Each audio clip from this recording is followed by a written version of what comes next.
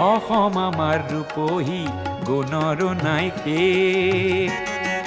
ভাৰতৰে পূৰ্ব দিশৰ সূৰ্য উঠা দেশ অসমী আই ৰূপহী গুণৰো নাই শেষ ভাৰতৰে পূৰ্ব দিশৰ সূৰ্য উঠা দেশ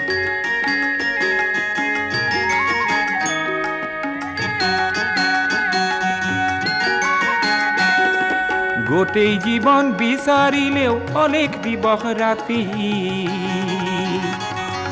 গোটেই জীৱন বিচাৰিলেও অলেখ দিবস ৰাতি